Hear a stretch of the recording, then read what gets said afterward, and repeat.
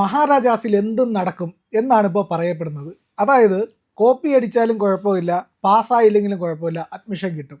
പിന്നെ അവിടെ ഉണ്ടാകുന്ന പരമാവധി ശിക്ഷ പ്രിൻസിപ്പലിനാണെങ്കിൽ ഒരു താക്കീത്, കുറ്റം ചെയ്തവന് ഒരു കുഴപ്പമില്ല. പറഞ്ഞു വന്നത് ആർഷോയുടെ കാര്യമാണ് സർ. ആർഷോയ്ക്ക് PGക്ക് അവിടെ അഡ്മിഷൻ നേടി, എന്നിട്ട് ആർഷോയ്ക്ക് ഡിഗ്രി പാസ്സായുമില്ല, ഒരു കുഴപ്പവുമില്ല, ഇപ്പോഴും നടപടിയില്ല. അന്ന് അഡ്മിഷൻ കൊടുത്ത പ്രിൻസിപ്പാളിന് ഇപ്പോൾ സിൻഡിക്കേറ്റിൽ നിന്നൊരു താക്കീത്. ശരിക്കും VC ആയിരുന്നു അങ്ങ് പറയണം, ഇതാണോ ഇത്തരം പ്രവൃത്തികൾക്കുള്ള ശിക്ഷ? അല്ല, ഇത്തരം പ്രവൃത്തികൾ ചെയ്ത രണ്ടുപേരും ശിക്ഷിക്കപ്പെടണം. എന്തൊക്കെയാണ് ശിക്ഷ? ശിക്ഷ എന്ന് പറഞ്ഞു കഴിഞ്ഞാൽ, വിജയിക്കാത്ത പരീക്ഷ വിജയിച്ചു എന്ന് കാണിച്ച് അപേക്ഷ കൊടുത്തു. അതാണ് വിദ്യാർത്ഥി ചെയ്തിരിക്കുന്നത്. അതെ. ആ വിജയിക്കാത്ത, അപ്പോൾ അതെന്ന് വെച്ചാൽ വ്യാജരേഖ ചുമക്കലാണ്. വ്യാജരേഖയ്ക്ക് 7 വർഷം വരെ കഠിന തടവ് ലഭിക്കേണ്ട കുറ്റമാണ്. കാരണം വിജയിച്ച് എനിക്ക് അതിനകത്തൊരു ഒപ്പിട്ട് കൊടുക്കണം ഈ അപേക്ഷാത്തിൽ. അതെന്താണെന്ന് വെച്ച് കഴിഞ്ഞാൽ, ഈ പറഞ്ഞിരിക്കുന്നതൊക്കെ എൻ്റെ അറിവിലും വിശ്വാസത്തിലും പെട്ടിടത്തോളം സത്യമാണെന്നുള്ള സത്യവാങ്മൂലം ഒപ്പിട്ട് കൊടുത്തിട്ടാണ് അപേക്ഷ കൊടുക്കുന്നത്, അല്ലാണ്ട് വെറുതെ ഒന്നുമല്ല. ആ സത്യവാങ്മൂലത്തിൽ ഇതെല്ലാം സത്യമാണ് എന്ന് പറഞ്ഞിട്ടുണ്ട്. എന്ന് പറഞ്ഞാൽ, പക്ഷെ അയാൾക്കറിയായിരുന്നല്ലോ അയാൾ പരീക്ഷ ജയിച്ചിട്ടില്ലെന്ന്. ഈ കളവിൻ്റെ ഏറ്റവും വലിയ പ്രത്യേകത, കളവാണ് താൻ പറയുന്നതെന്ന് പറയുന്നവനറിയാൻ പറ്റുമല്ലോ, ബാക്കി ആർക്കും അറിയില്ലെങ്കിൽ. അതെ, അവനറിയാമല്ലോ താൻ കളവാണ് പറയുന്നതെന്നുള്ള കാര്യം അവനറിയാം. അപ്പോൾ താൻ പരീക്ഷ ജയിച്ചിട്ടില്ല എന്നും പരീക്ഷ ജയിക്കാതെ തന്നെയാണ് തൻ്റെ ഓരോ പ്രവേശനവും എന്നുള്ള കാര്യം ആർഷോക്കറിയാം. അത് മറച്ചു വെച്ചുകൊണ്ട് വ്യാജമായിട്ട് താൻ പരീക്ഷ ജയിച്ചു എന്ന് കാണിച്ചുകൊണ്ട് അപ്ലൈ ചെയ്തത് ആർഷോ. അങ്ങനെ ആർഷോ അപ്ലൈ ചെയ്ത് അപേക്ഷിച്ച സമയത്ത്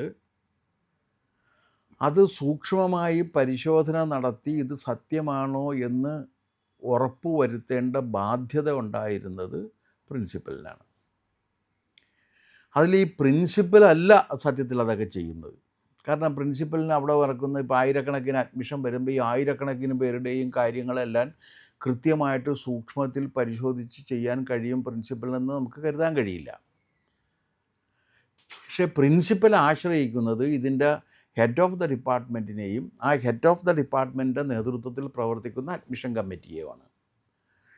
ആ ഹെഡ് ഓഫ് ദ ഡിപ്പാർട്ട്മെൻറ്റിനെ സഹായിക്കാൻ വേണ്ടി രണ്ടുപേരും ഈ പ്രവേശനം നടക്കുന്ന സമയത്ത് അവിടെ പ്രിൻസിപ്പലിൻ്റെ സൈഡിൽ ഇരിക്കുന്നുണ്ടാവും, നിങ്ങൾക്ക് ചെന്നാൽ കാണാൻ പറ്റും. അപ്പോൾ അവിടെ ചെന്നിട്ട് അവിടെ വെച്ച് ഇത് സൂക്ഷ്മ പരിശോധന നടത്തണം. സൂക്ഷ്മ പരിശോധന നടത്തിയിട്ട് റെക്കമെൻഡ് ചെയ്യേണ്ടത് ഹെഡ് ഓഫ് ദ ഡിപ്പാർട്ട്മെൻറ്റാണ്. ആ റെക്കമെൻഡ് ചെയ്ത ഹെഡ് ഓഫ് ദ ഡിപ്പാർട്ട്മെൻറ്റും സൂക്ഷ്മ പരിശോധന നടത്താൻ വേണ്ടി ഹെഡ് ഓഫ് ദ ഡിപ്പാർട്ട്മെൻറ്റിനെ സഹായിച്ചവരും കൂട്ടുപ്രതികളാണ്. പ്രിൻസിപ്പൽ മാത്രമല്ല, പ്രിൻസിപ്പലിന് അതിനകത്ത് ഉത്തരവാദിത്വം താരതമ്യേന കുറവാണ്. കാരണം പ്രിൻസിപ്പൽ ചെയ്യുന്നത് മേ ബി അഡ്മിറ്റഡ് എന്ന് പറഞ്ഞ് ഇവർ എഴുതി കൊടുക്കും. യെസ് അഡ്മിറ്റഡ് എന്ന് പറഞ്ഞ് ഇയാൾ എഴുതും. അപ്പോൾ ഈ പരിശോധനകളെല്ലാം കഴിഞ്ഞ് ഇതെല്ലാം രേഖപ്പെടുത്തുന്നത് ഇതൊക്കെ സത്യമാണെന്ന് ബോധ്യപ്പെട്ടതിൻ്റെ അടിസ്ഥാനത്തിൽ ഇയാൾക്ക് പ്രവേശനം നൽകാവുന്നതാണ് എന്ന് പ്രിൻസിപ്പൽക്ക് ശുപാർശ ചെയ്യുന്നു. അവരെല്ലാം അത് നോക്കിയ കാരണം പ്രിൻസിപ്പൽ അംഗീകരിക്കും. കാരണം പ്രിൻസിപ്പൽക്ക് ഇതെല്ലാം കൂടി നോക്കാൻ കഴിയില്ല. പക്ഷേ നിങ്ങൾ പറയുന്നതിൽ ഏറ്റവും ഈ നിഗൂഢമായിരിക്കുന്ന ഭാഗം ഏതാണെന്ന് വെച്ചാൽ, ഇത് അപേക്ഷിച്ച വിദ്യാർത്ഥിയെയും വ്യാജമായി തനിക്ക് ബിരുദങ്ങളുണ്ട് എന്നും തനിക്ക് യോഗ്യതയുണ്ട് എന്നും കാണിച്ച് അപേക്ഷിച്ച വിദ്യാർത്ഥിയെയും അത് സൂക്ഷ്മ പരിശോധന നടത്തിയ ഹെഡ് ഓഫ് ദ ഡിപ്പാർട്ട്മെൻറ്റിനെയും ഹെഡ് ഓഫ് ദ ഡിപ്പാർട്ട്മെൻറ്റിനെ സഹായിച്ചവരെയും സമ്പൂർണ്ണമായി ഒഴിവാക്കിക്കൊണ്ട് പ്രിൻസിപ്പലിനൊരു താക്കീത് എന്ന് പറയുന്നത് എന്താണെന്ന് വെച്ചാൽ, ഇത്തരം പ്രവർത്തികൾക്ക് കൊടുക്കുന്ന അംഗീകാരവും ആദരവുമാണ്. ഇതൊന്നും ഒരു വിദ്യാർത്ഥി ചെയ്യാൻ പാടില്ലാത്തതാണ്. കാരണം വിദ്യാർത്ഥിയായിരിക്കെ അയാൾ കളവാണ് കാണിക്കുന്നത്, കളവ്. അപ്പോൾ മഹാരാജാസ് കോളേജ് ഇതിനു മുമ്പ് വേറൊരാളുടെ കേസും വന്നു ഇതുപോലെ തന്നെ വന്നു. അയാൾ പഠിച്ചിട്ടില്ല. വിവാഹം കഴിച്ചിരിക്കുന്ന പെൺകുട്ടി വിദ്യ എന്ന് പറഞ്ഞിട്ടൊരു കുട്ടിയാണ്. അത് ഒരു എക്സ്പീരിയൻസ് സർട്ടിഫിക്കറ്റ് വ്യാജമായിട്ട് മഹാരാജാസ് കോളേജിൽ നിന്നാണ് ഉണ്ടാക്കിയത്. അപ്പോൾ മഹാരാജാസ് കോളേജുമായി ബന്ധപ്പെട്ട് ഇത്തരത്തിലുള്ള വ്യാജരേഖകൾ നിർമ്മിക്കാനുള്ള അന്തരീക്ഷം മഹാരാജാസ് കോളേജിൽ ഒരുങ്ങിയിരിക്കുന്നുണ്ട് എന്നുള്ളതാണല്ലോ എൻ്റെ സൂചന. അത് ഒരുക്കിയവരിൽ അധ്യാപകർക്ക് പങ്കുണ്ടല്ലോ. ഈ അധ്യാപകരുടെ കാര്യത്തിൽ എന്ത് തീരുമാനിച്ചു? അത് വേണ്ടേ? അതെ. പ്രിൻസിപ്പൽ ചെയ്ത് കഴിഞ്ഞാൽ പ്രിൻസിപ്പലിന് ഒന്നും ചെയ്യാൻ പറ്റില്ല. കാരണം ഞാൻ ഹെഡ് ഓഫ് ദ ഡിപ്പാർട്ട്മെൻ്റ് ആണെങ്കിൽ ഞാനിതെല്ലാം സൂക്ഷ്മമായി പരിശോധിച്ചു വന്ന് ഇതൊക്കെ ശരിയാണെന്ന് ബോധ്യപ്പെട്ടു വന്നു, അതുകൊണ്ട് ഇയാളെ പ്രവേശിപ്പിക്കാമെന്നും പറഞ്ഞിട്ട് ഞാൻ ഒപ്പിട്ട് കൊടുക്കുകയാണ്. മേ ബി അഡ്മിറ്റഡ് എന്ന് പറയുമ്പോൾ അഡ്മിറ്റഡ് അങ്ങനെ ആകെ പ്രിൻസിപ്പലിന് കിട്ടുന്നത് അഡ്മിറ്റഡ് എന്ന് എഴുതാനുള്ള സമയവും കിട്ടുള്ളൂ. എന്നിട്ട് ഇങ്ങനെ ഒന്ന് നോക്കും. അല്ലാതെ പ്രിൻസിപ്പൽ ഈ വരുന്നവരെ മുഴുവൻ ഇൻ്റർവ്യൂ ചെയ്തിട്ട് അതൊക്കെ ഒരു ഔപചാരികമായിട്ടുള്ളതാണ്. ഇപ്പം ഇത്രയും കുട്ടികൾ വരുന്നതല്ലേ. അഡ്മിഷൻ തുടങ്ങിക്കഴിഞ്ഞാൽ ഇങ്ങനെ തുടങ്ങിക്കൊണ്ടിരിക്കുകയല്ലേ എല്ലാ ദിവസവും. 25 ഡിപ്പാർട്ട്മെന്റുകളിലായിട്ട് കുട്ടികൾ വരുന്നു. 1500 1500ഓളം കുട്ടികൾ വരുന്നു. ഈ 1500ഓളം കുട്ടികളെ ഓരോരുത്തരെയും സൂക്ഷ്മ നിരീക്ഷണം നടത്തി അവരെ ഇൻ്റർവ്യൂ ചെയ്ത് അഡ്മിറ്റ് ചെയ്യാനുള്ള സമയമോ സാവകാശമോ പ്രിൻസിപ്പലിന് ലഭിക്കില്ല. സമ്മതിച്ചു. പക്ഷെ അത് ലഭിക്കേണ്ടവരുണ്ട്. അതെ, അവരാണ് അഡ്മിഷൻ്റെ സമയത്ത് അവർ നോക്കുമല്ലോ, ഇതിൻ്റെ രേഖകളൊക്കെ പരിശോധിക്കുമല്ലോ. അഡ്മിഷൻ തുടങ്ങുന്നതിന് മുമ്പ് ഇതിൻ്റെ മുഴുവനും രേഖകളും പരിശോധിച്ച് ഇവരെ നിർത്തും. ക്യൂവിൽ നിൽക്കുകയാണ്. അത് കഴിഞ്ഞിട്ടാണ് ഇതുമായിട്ട് ചെല്ലുന്നത്. അപ്പോൾ ഈ ഹെഡ് ഓഫ് ദ ഡിപ്പാർട്ട്മെൻറ്റിന് 20 25 പേരുടെ കാര്യം നോക്കിയാൽ മതി. അത് ചെയ്യണ്ടേ? അതെ. ആ ഹെഡ് ഓഫ് ദ ഡിപ്പാർട്ട്മെൻറ്റും അത് സൂക്ഷ്മ പരിശോധന നടത്തിയ അധ്യാപകരും ഈ കോൺസ്പിരസിയിൽ പങ്കെടുത്തവരാണ്. അവരെക്കുറിച്ച് ഒന്നും പറയുന്നില്ല. അവരെക്കുറിച്ച് അന്വേഷണമില്ല. ഇതിന് മുൻപ് ഒരു വിദ്യാർത്ഥിക്ക് അവിടെ എംകോമിന് മറ്റോ അഡ്മിഷൻ കൊടുത്തു എന്ന് നമ്മൾ കണ്ട്. ബികോം പാസ്സായിട്ടില്ല, എംകോമിന് അഡ്മിഷൻ കൊടുത്തു. അതിലും ഒരു പ്രശ്നവുമില്ല. ഇപ്പോൾ ഒരു വിദ്യാർത്ഥിക്ക് വ്യാജരേഖ ചമച്ചു കൊടുത്തു, എക്സ്പീരിയൻസ് സർട്ടിഫിക്കറ്റ്. അതാണ് ഈ ആർഷോയുടെ ഭാര്യ. അതിലും അന്വേഷണമില്ല.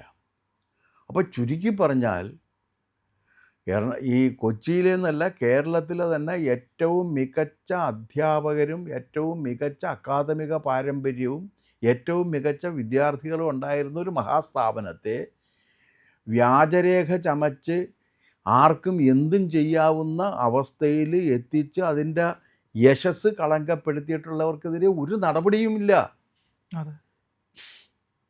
അവിടെയാണ് എൻ്റെ പ്രശ്നം.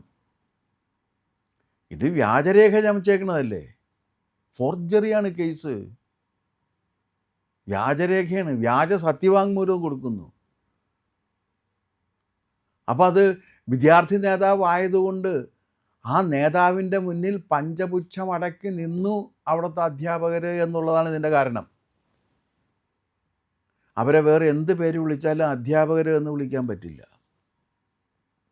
അവർക്കെതിരെ നടപടി എടുക്കണ്ടേ? അതെന്തുകൊണ്ട് എടുക്കുന്നില്ല?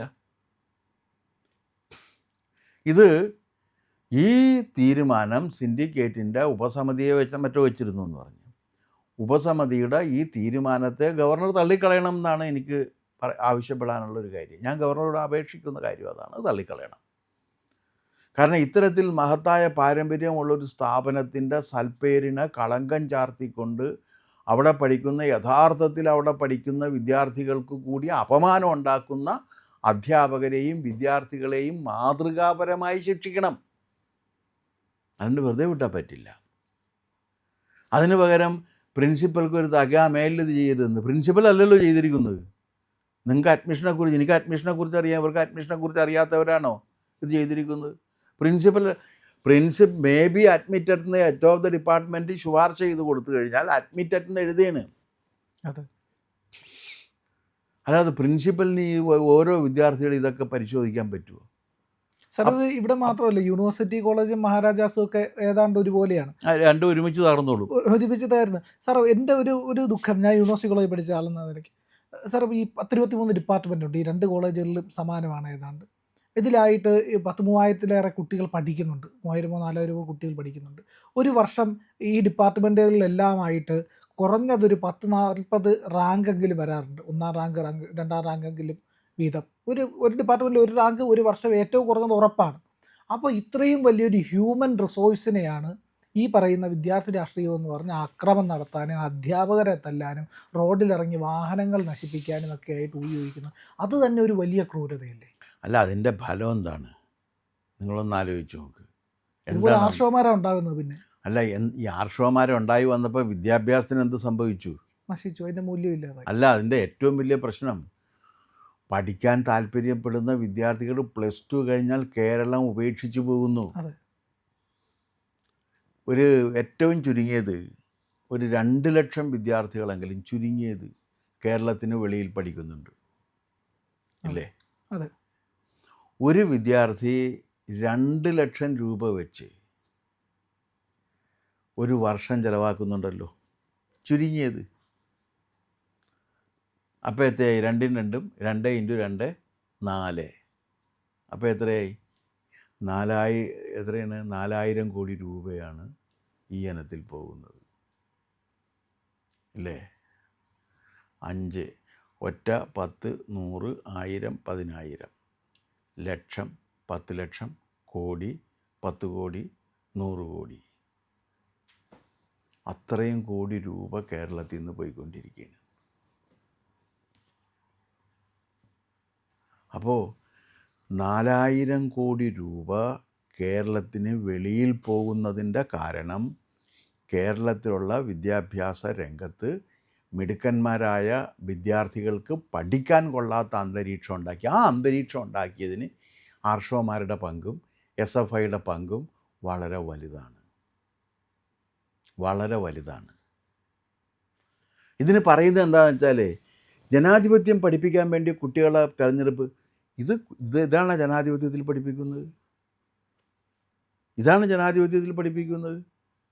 40 വയസ്സായാലും ഒരുത്തൻ വിദ്യാർത്ഥിയായിട്ട് ഇങ്ങനെ നടക്കുകയാണ് ആയുഷ്കാലം മുഴുവൻ. എന്തിനാണെന്ന് ചോദിച്ചാൽ SFIയുടെ നേതാവാകാൻ വേണ്ടിയിട്ട്. എന്താണ് അവൻ്റെ പണിയെന്ന് ചോദിച്ചാൽ റോട്ടിലിറങ്ങി തല്ലുണ്ടാക്കൽ. അപ്പോൾ ഈ കോളേജുകളുടെ ഡീഗ്രഡേഷൻ സംബന്ധിച്ചപ്പോൾ, അതിൻ്റെ പതനം ഉണ്ടായപ്പോൾ, ആ പതനത്തിൻ്റെ റിസൾട്ടുകളിലൊന്നാണ് ഈ 4000 കോടി രൂപ കേരളത്തിന് പുറത്തേക്ക് പോകുന്നത്. ഇത് കേരളത്തിൽ തന്നെ ക്രയം ചെയ്യപ്പെടേണ്ട തുകയായിരുന്നു. ഈ 4000 കോടി രൂപ വിദ്യാഭ്യാസത്തിലേക്ക് ഇത് മാർക്കറ്റിൽ വരുന്നതല്ലേ. ഓട്ടോറിക്ഷക്കാരന് കിട്ടും, ചെറിയ പെട്ടിക്കടക്കാരന് കിട്ടും, ചെറിയ ചായക്കടക്കാരന് കിട്ടും, എല്ലാവർക്കും വിതരണം ചെയ്യപ്പെട്ടു പോകുന്ന പണമല്ലേ. ഇത് പോവുകയാണ്. ഇത് കേരളത്തിൽ പിടിച്ചു നിർത്താൻ എന്ത് ചെയ്യാൻ കഴിയും എന്നുള്ളതാണ് ഉന്നത വിദ്യാഭ്യാസ വകുപ്പ് മന്ത്രി ആദ്യം അന്വേഷിക്കേണ്ട കാര്യം. അത് കഴിയുമെന്നുള്ളതാണ്. ഇത് വലിയതിൻ്റെ സാമ്പത്തിക ഘടനയുണ്ട്. 4000 കോടി രൂപ കേരളത്തിൽ നിന്ന് ആളുകൾ ഭൂമി വിറ്റും സ്വർണം വിറ്റും കെട്ടുതാലി പണയം വെച്ചും ഉണ്ടാക്കുന്ന കാശ് കേരളത്തിന് പുറത്തേക്ക് പോവുകയാണ്. അത് കേരളത്തിന് പുറത്തേക്ക് ആകാനുള്ള കാരണം ഇവിടെ നേരെ ചൊവ്വേ വിദ്യാഭ്യാസം നടക്കാത്തതും ഇതുപോലെ വ്യാജന്മാർക്ക് വിലസാൻ വേണ്ടി കൊടുക്കുന്നതും ആയിട്ടുള്ളൊരു അന്തരീക്ഷം ഒരുക്കി. അതിൻ്റെ ഒന്നാം സ്ഥാനത്ത് നിൽക്കുന്നത് SFI ആണ്. പ്രിയമുള്ളവരെ, നമ്മുടെ ചാനൽ ഒരുപാട് പേർ കാണുന്നുണ്ട്. കാണുന്നവരോടെല്ലാം നമുക്ക് വലിയ സ്നേഹവുമുണ്ട്. അവരൊക്കെ നമ്മുടെ ചാനലിനെക്കുറിച്ച് ഒരുപാട് പേരോട് പറയുന്നുമുണ്ട്. പക്ഷേ ഒരു കാര്യം, നമ്മൾ കാണുന്നവരുടെ എണ്ണം അനുസരിച്ച് ചാനലിൻ്റെ സബ്സ്ക്രിപ്ഷൻ കൂടുന്നില്ല. എന്താ കാര്യം എന്നറിയാമോ? നമ്മൾ കണ്ടിട്ട് അങ്ങ് പെട്ടെന്ന് തിരിച്ചു പോവുക. പക്ഷേ കണ്ടതിന് ശേഷം ഒരു നിമിഷം നിൽക്കുക. നമ്മുടെ ചാനലിൻ്റെ IND എന്ന് പറയുന്ന ലോഗോ ഇല്ലേ, അവിടെ ഒന്ന് വിരലമർത്തിയാൽ ചാനലിൻ്റെ ഫീഡ് തുറന്നു വരും. അവിടെ സബ്സ്ക്രൈബ് എന്നൊരു നീല നിറത്തിലുള്ള ബാറുണ്ട്. അവിടെ ജസ്റ്റ് ഒന്ന് തൊടുക. തൊട്ടടുത്തൊരു മണിയുടെ ചിത്രമുണ്ട്, ബെല്ലൈക്കൺ. അവിടെ ഒന്ന് തൊട്ടാൽ നിങ്ങൾക്ക് നമ്മുടെ എല്ലാ വീഡിയോകളും കാണാനുള്ള നോട്ടിഫിക്കേഷൻ കിട്ടും. മാത്രമല്ല ചാനലിൻ്റെ ഒരു സബ്സ്ക്രൈബറായി മാറുകയും ചെയ്യും. അത് ഞങ്ങൾക്ക് വലിയ സഹായമായിരിക്കും. ഉറപ്പായിട്ടും അത് ചെയ്തിട്ടില്ല എങ്കിൽ ഇപ്പോൾ തന്നെ ഒന്ന് ചെയ്യണേ.